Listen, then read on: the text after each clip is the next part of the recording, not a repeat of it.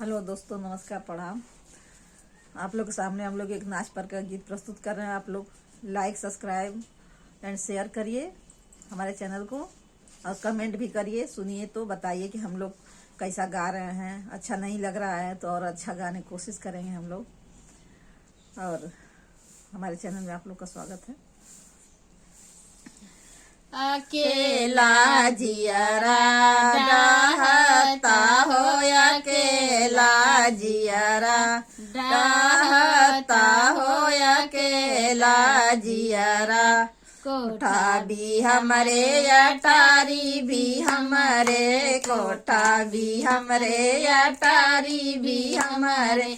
भूसा वाला घर दिखावता हो, अकेला जियरा डहता हो, अकेला जियरा डहता हो, अकेला जियरा। बेटा भी हमारे, लड़का भी हमारे, लड़का भी हमारे, लड़की भी हमारे।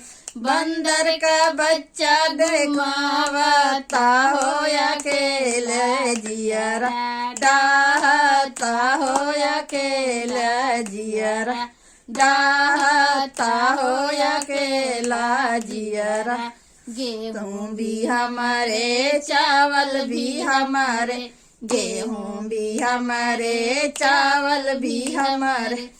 सरसोईया का दाना बुझावता हो, अकेला जियरा डहता हो, अकेला जियरा डहता हो, अकेला जियरा।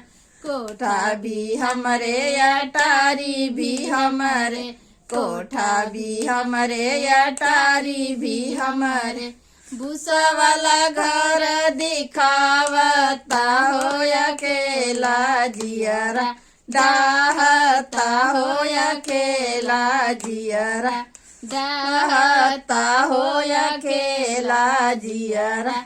लड़का भी हमरे, लड़की भी हमरे, लड़का भी हमरे, लड़की भी हमरे।